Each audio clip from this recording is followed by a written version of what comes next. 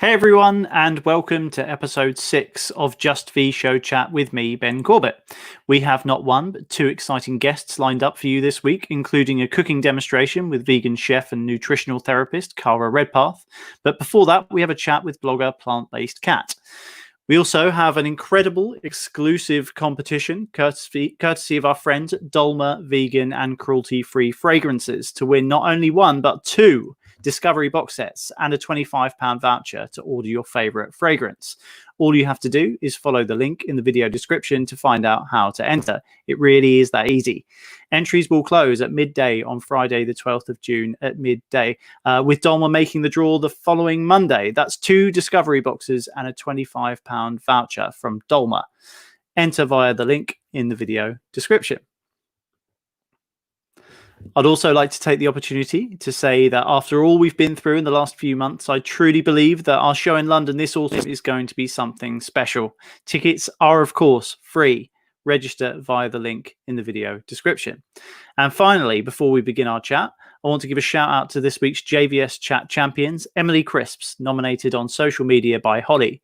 Holly's nominated Emily Crisps for the simple reason that they kept a smile on her face with their amusing, perhaps we should have taken out a TV ad marketing campaign on billboards across deserted London. It's so important that we all make each other smile during these tough times. So nice one, Emily Crisps. JVS Chat Champions of the Week.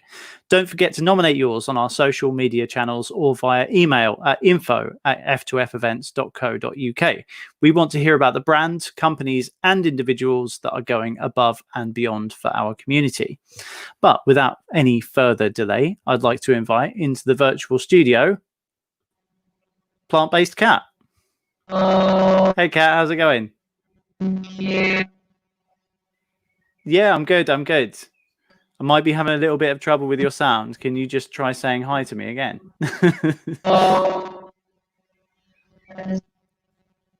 Yeah, I've lost your sound there. What I'm going to do, Kat, is I think we will do our cooking demo with Cara first, if that's okay with you, Cara, who can hear me.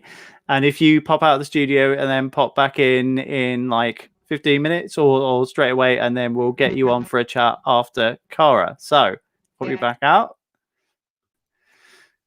Hey, Cara, how's it going? Oh my gosh, I hope my sound works. Is it working? Yes, it does. We're all good.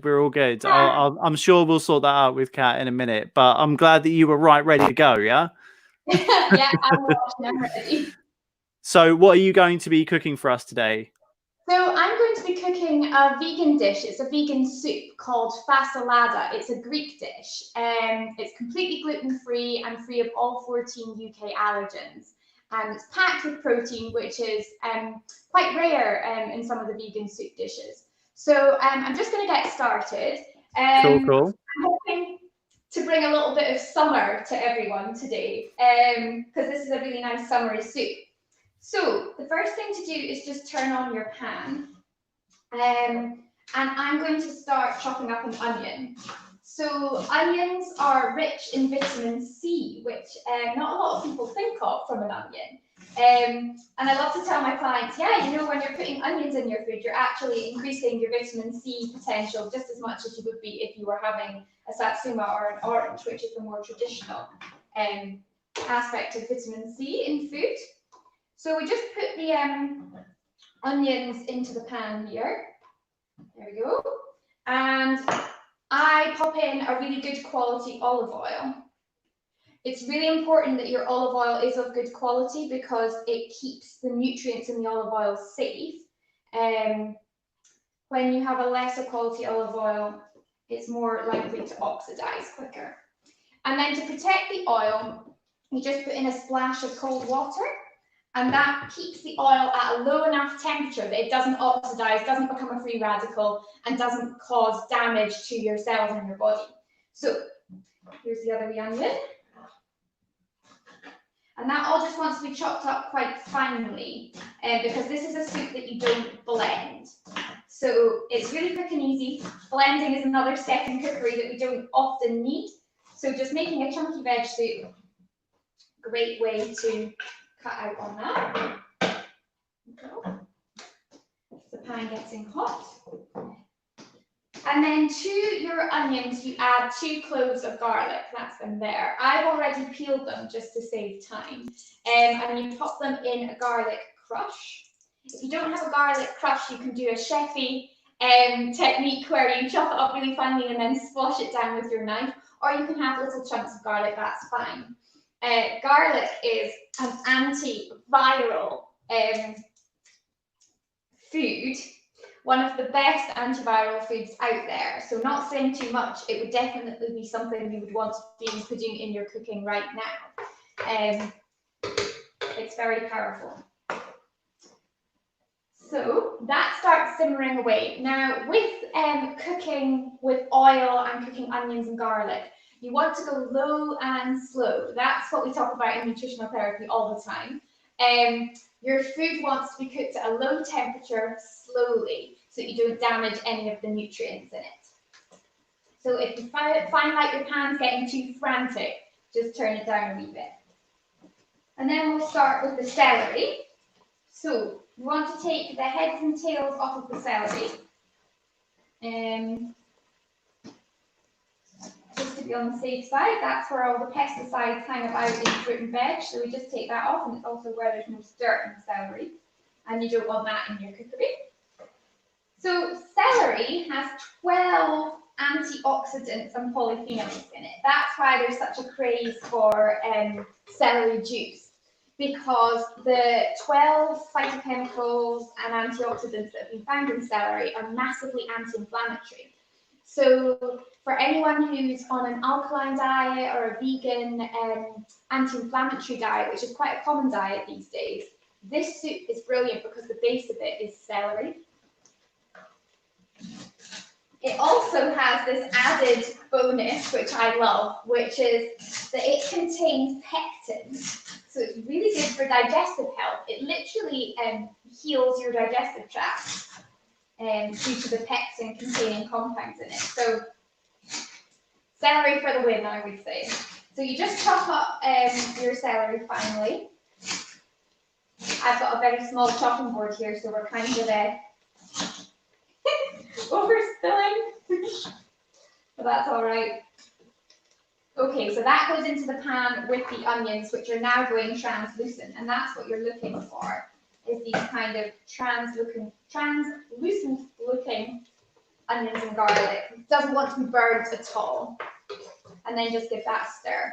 And I wish you could smell this kitchen right now, because we've got an onion and garlicky smell, and it's just.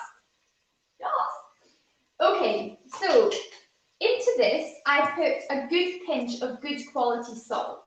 We shouldn't be afraid of salt so long as it's good quality. Particularly if you're on a vegan diet, a sea salt would be my recommendation because it contains iodine, and iodine is something that can often be lacking in a vegan diet. So there's Himalayan salt, which is absolutely fine, but for vegans, I would definitely be recommending a good quality sea salt. And then I'll just add a little bit of pepper just for flavour. In goes the pepper, and we mix around. So I'm now going to add carrots, and with this recipe it's important that you chop up your carrots quite finely because you don't want big chunks of carrot in the mix. Now, nutritionally speaking, and particularly from a vegan context, carrot is a really good source of beta-carotene, which turns into vitamin A in the body, and vitamin A is amazing for the immune system and for protecting your cells from free radicals and oxidative stress. It's also really good for your eyesight. So that is why carrots have this analogy of helping you see in the dark. It's the beta carotene in them. And the old myth of if you eat too many carrots, you'll turn orange. Yeah, but you would have to eat bags and bags of carrots and have that as just your diet with nothing else. So you're pretty safe with carrots. So I've chopped up the rest of the carrots here, and I'm just going to add them into the dish now because no one wants to see me chopping carrots for hours. So I had 3 other carrots in there, so 4 carrots in total. And it was 6 celery sticks I used today. So there we go, that's really coming together now. So I don't know if you can see this mix here, that's what it looks like. And then to the pan, I'm going to add half a kettle full of water. It's about 400 milliliters. But you can just eyeball it. You want to cover the vegetables by about 1 inch in water. And then turn your pan up so that gets going again. And then to that, add a vegan stock cube. It's very important that your stock cubes is a vegan stock cube because some stock cubes can contain milk or chicken extract. So it wants to be a vegan, vegetable-based stock cube. And then further to that, you want to add a tablespoon of tomato puree, which in my opinion should have superfood status because it is full of lycopene. It's the highest source we have in the plant kingdom of lycopene. And lycopene is an anti-inflammatory compound, very, very, very supportive of eyesight again, and incredibly, incredibly supportive of the immune system. So this soup really is an excellent soup for your immune system along with everything else. And then to the pan, add in a tin of haricot beans. You can use cannellini beans with this too. I often use cannellini beans, but traditionally fasolada has haricot beans in it. Haricot beans are just an excellent source of vegetable-based protein, so really good source of protein for vegans. So give that a stir, and then we basically just let this cook for 30 minutes. Now, before it kind of goes away off on its cooking journey, I add a really great big handful of parsley. Parsley is an excellent source of vitamin C again. It's also a good source of B vitamins, which are very, very important in anybody's diet, but particularly in vegan diets. So it's really important to get your sources of B vitamins wherever you can. And it also gives the soup just a lovely, lovely taste. So it's a win-win situation. Parsley also has a unique ability to help us clear hormones through the liver, particularly female hormones such as estrogens. So for someone who's quite estrogen dominant, quite a lot of vegan diets can be high in phytoestrogens. So parsley is just a lovely thing to add into your soups and juices and stews. And it just gives it that uniquely Greek flavor to it as well. And it's summery. So I just chop it up roughly. Excuse, my hands are now covered in green parsley. And pop it in there. There we go. And Bob's your auntie. That, I'll just dust my hands off. That is your soup finished. And you just leave it to cook. I would leave this to cook usually for about 30 minutes. And when I'm serving the soup, I would serve it with some bread. I could also serve it with a side salad, but this soup's quite summery in of itself and quite vegetable heavy, so I would usually be serving this soup with a bread. And you'd want to be going for a vegan bread. So my pick would be Colvin's Good Food bread, which will be coming to market soon, just because it has really good fibre levels in it. So it would be a really, really good thing to help your gut microbiome and just complement this meal beautifully. So yeah, that is my recipe. I hope you That looks amazing, Cara. Thank you so much. I'm going to pop the ingredients back up for you. So there you go. So people can follow along at home. And you did some slight variations there, a bit more celery and carrot in there today? I did add a bit more celery and carrot, yes. My own recipe, I wanted to change at the last minute, so I apologize, everybody. But I think if you were making, that's a recipe for one. And that's something I would send to my clients for just one person. But I like to make a big batch of soup. If you're making soup, you might as well make more, keep it for the week. So this really is more of a realistic amount of soup for the week. So yeah, that's why I modified it just slightly. Sorry. No worries.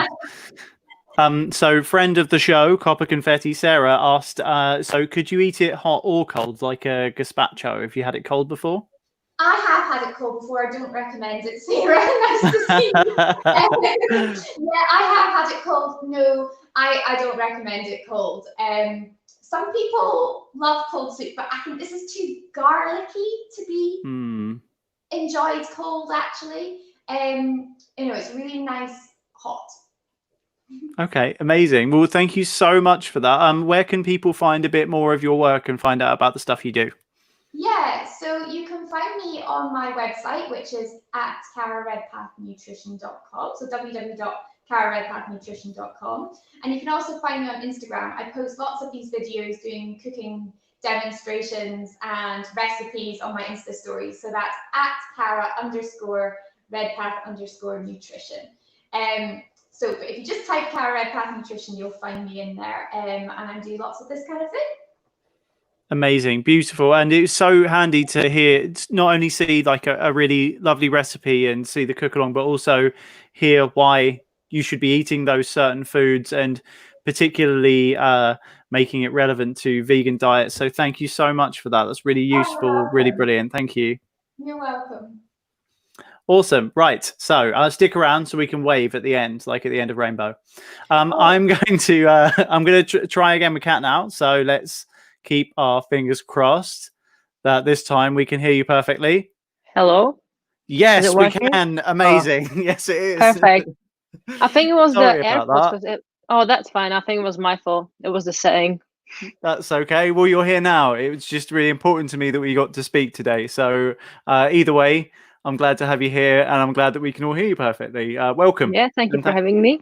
No worries. So, plant-based cat on Instagram. For anyone that doesn't know you or follow your work, could you tell them a little bit about yourself and what it is that you do?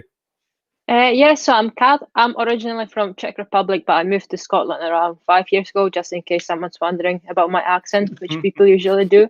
And I use my Instagram mainly for my vegan food, where I share different vegan recipes. I also focus on vegan beauty, sustainability, and all these kind of things because I think they're kind of related. So that's what I use my Instagram for. But it's mainly about food, really. Food's my passion. So yeah. Amazing. And we met at Just V Show in Scotland, in Glasgow, a few months ago, which was a happy chance meeting. And I checked out that the stuff that you're doing online, and I immediately knew that we'd want to partner with you a little bit closer and try and do some stuff with you. So how long have you been engaged with the vegan community online, and did you expect it to become such a massive part of your life? Yeah, so I turned vegan only 2.5 years ago. And that was just a coincidence because I watched the What the Hell documentary, and they said in the documentary that if you are vegan for like 2 weeks, then you'll feel really good. So I thought, oh, I can give it a go. So I was vegan for two weeks, and then I just stick with it. I didn't really go back. And I never really expect to be such a big part of the community. I was always the person who used to make not like fun of vegans, but I would always be the person making the little jokes. And now I'm the butt of all the jokes. So I'm definitely surprised that it's such a big part of my life now. But I'm really happy that it is part of my life because it opened my eyes in many ways. It's really interesting. So many people say that they ended up becoming vegan as a result of watching a documentary. Being a film Yeah. guy myself, like I love the idea of that because I like the idea that film is important in the world because that sort of suits me and what I studied at uni and all that sort of stuff. So you watched a documentary. Which one was it that turned you to veganism? Well, so it was the what the health. I'm not sure if it's still on Netflix, but I just discussed the health benefits of vegan diet, especially in like the US, how people have lots of diabetes, and then when they went vegan, it suddenly dropped. So that was quite a big thing for me when I said, "Oh, I'm gonna try it as well, see if I feel happier, energized." And yeah, I don't think I really felt that way, but I just stick with it because I quite like the lifestyle. So yeah. I think that more and more there just seems to be more and more reasons that people turn vegan, and more informed sort of reasons. Like in the Mm. past, people's main motivation was animal cruelty and stuff like that, which is a brilliant and amazing motivation. But when you're starting to add on top of that sort of sustainability, health reasons, we're getting people telling us all of these sorts of reasons more and more and more when they come to our shows. And it sounds like that was a big motivation for you too. Yeah, definitely. I think that was the other thing because I started eating vegan, then I started doing more research and I found out all the environmental stuff. And I watched the Cowspiracy as well, which focus on environment. And of course, I did more research into the ethics. And I think once you start researching, you can't really go back because you see all the reasons. So you're just like, why would I go back if I'm doing all these amazing things? So I think, yeah, the more research you do, the more you realize how important it is. Yeah, that's so cool. That's so cool. An interesting sort of question I wanted to ask you that's more about like sort of from being a Instagram or a blogger, like more than vegan. So when you gain such a big following online like you have, is it difficult to draw the line between your personal life and what you share with people? If everyone wants to see what you're doing all the time, is it difficult to find a balance? And do you think you found it? Yeah, I think it's definitely difficult to know where you draw the line, especially now when I have around 15,000 followers, and of course, like even more brands reach out to me. It's quite difficult to know when is your work time and when is your like personal time. So one of the things that I do, I never share my friends or family on my Instagram. I think if they didn't ask to be part of this, they didn't ask to be exposed. So I just keep that part of my life private. And I also try to take Saturdays off now because I think lots of people don't realize that Instagram is not just about content, but it's about engaging with people, liking stuff, commenting, and you just invest so much of your energy. And it's pretty much 24/7, 365. You don't, unless you draw the boundaries, you don't really stop. So yeah, I try to take few days off, maybe like once a week, twice a week, so I can recharge and then give the energy to people again. But it's definitely difficult to figure out where the boundaries are and when you should draw the line. I think that's really good advice. I mean, even myself running the social media for Mm, our shows, like it's not even personally my thing, and the brand isn't me. The brand is the show. But every time I'm making a meal, it's like, oh, where can I post this? Where can I post that? Do you know yeah, what I mean? And it can sort of take over a lot, and you don't want to miss those moments when that you're spending sort of eating with your family or friends or something like that. So yeah, I think it's really good advice that you're giving to people in terms of just knowing or trying to find that line and giving yourself a couple of days off. I think that's a really good thing. yeah. Especially when I go home back to Czech Republic, because I only go like twice, 3 times a year. So every time I go home, I just try to take time off and just focus on my family and friends, because obviously I don't really see them as much. So I don't want to spend just my time on Instagram, like posting content. I obviously still do keep in touch, but I try to minimize it so I give energy to the people around me. Yeah, that's perfect. And how's lockdown been for you? Have you found yourself trying any new food or brands that you don't think you would have usually? Yeah, I actually tried. I think we had this conversation at the Just V show. I tried 2 new vegan cheese because I never really used to like vegan cheese. It's kind of thing that I just don't think it's really that good. So I decided to try the apple wood vegan cheese and then the follow your heart. And hands Mm, down, they're probably the best vegan cheese I found. They're really good. They melt. They have really nice flavor. I often find that vegan cheese tastes like coconut, which I'm not really a big fan of. But these mm. two cheese are so good. And I think the Follow Your Heart was at the Glasgow Just Be show as well. So that's where I found them. But I decided to try a few of more products and they were so good. So cheese has got you, vegan cheese has got you through lockdown, basically, is what we're Yeah, saying, right? yeah. So as well as food, you also support vegan and cruelty-free beauty products, right? Is that right? Yeah. What do you look out for to make sure brands adhere to the same sort of moral code as yourself? Yeah, so I think the vegan and cruelty-free beauty is quite complex topic, which I don't still fully understand, but I think there's like lots of gray areas. So I know, for example, Nicole from the Vegan Beauty Girl, she knows quite lots of stuff. So she's my big inspiration in terms of that. But I always try to look out for the brand being fully cruelty-free so they don't sell in China. I also try to look out for the parent companies so they are cruelty-free as well. Obviously, they need to have vegan products. Now I also look into their sustainability, if maybe their packaging is recyclable or if they offer like the zero waste or no packaging products. And yeah, the overall ethics of the company are quite important for me now. And maybe Okay. if, for example, for like makeup, if they offer diverse shades, because of course there's so many people in the world now that you need to make sure that you offer a diverse range, not just 5 shades and that's it. So I think these are like the 4 main pillars that I try to look out for. But sometimes I do mistakes as well. It's hard. It's really hard to navigate, but it's a learning curve, I suppose.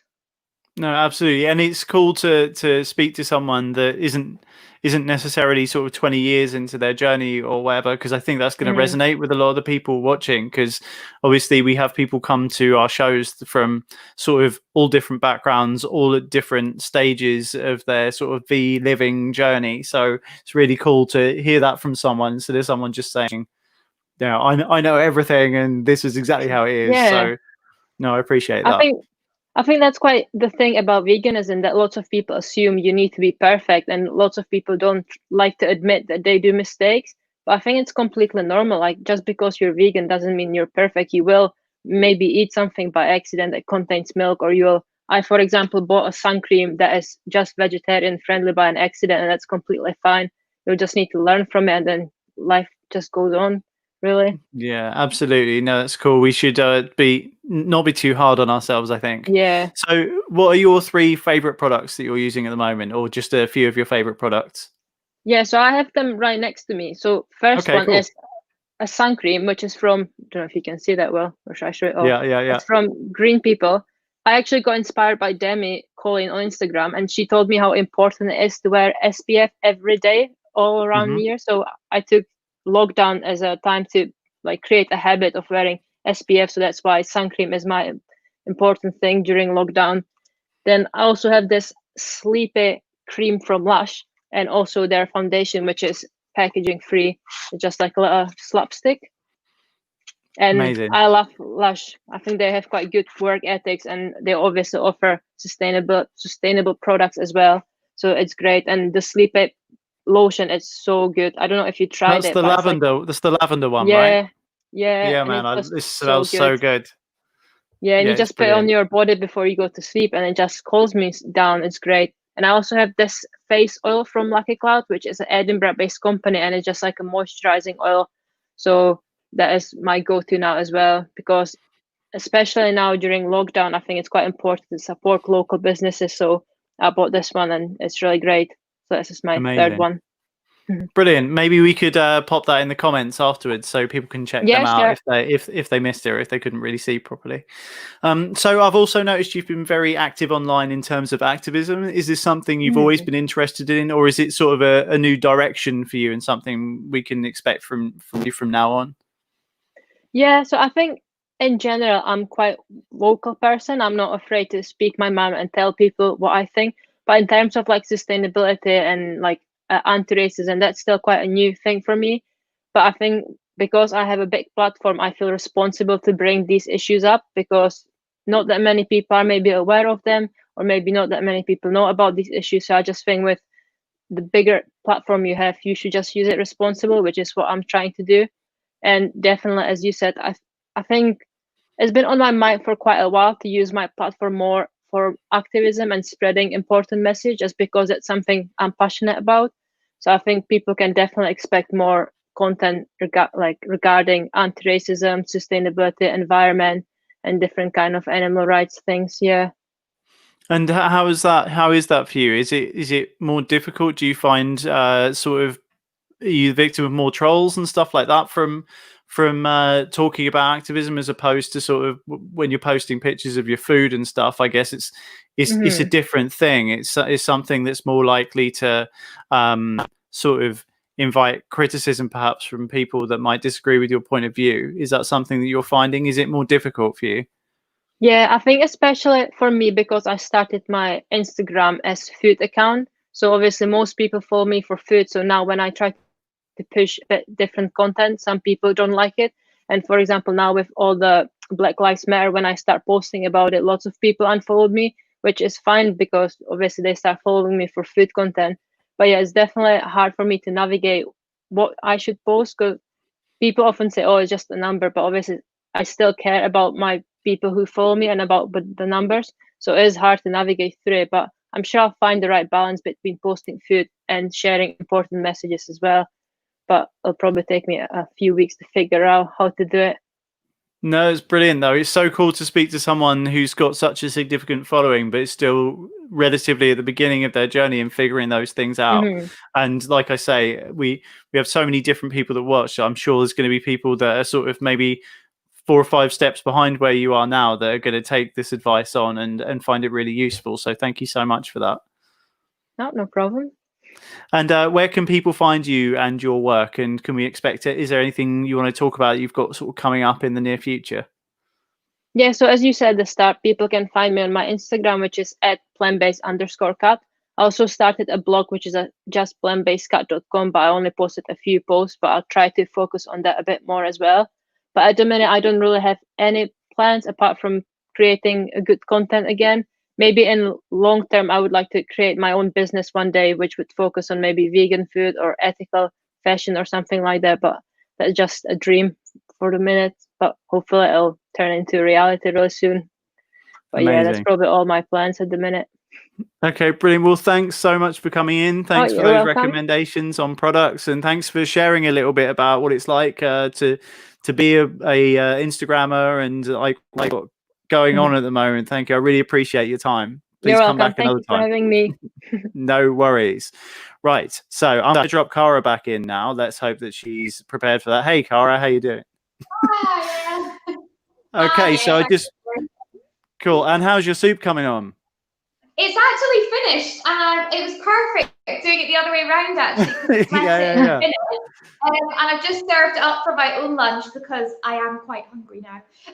So yeah, that's what the plated amount looks like here. Da-da-da. Amazing. So yeah, Oh, that's so good. there. Yeah. I'm very excited about my lunch. This is one of my absolute favorite soups. Or including me.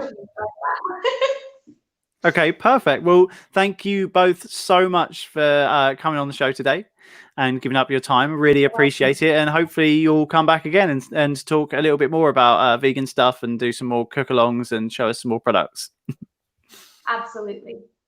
Brilliant. Thank you. So that's all we've got time for JVS Chat today. Obviously, I've said thank you to our two guests. I'd also like to direct you guys all to our competition that we've got going on, courtesy of our friends at Dolma. I'm just going to pop that back up for you. So remember that this is what you can win. All you have to do is go into the item description and follow the link. Okay, also, don't forget to nominate your JVS Chat champions via our social media or email us at info@f2fevents.co.uk. We want to hear about the brands, the companies, and the individuals who have gone above and beyond for our community. Next week, we have executive vegan pastry chef Daniele Maupertuis coming to bring some 5-star Belgian flair to the virtual studio for a cook-along, so you won't want to miss that.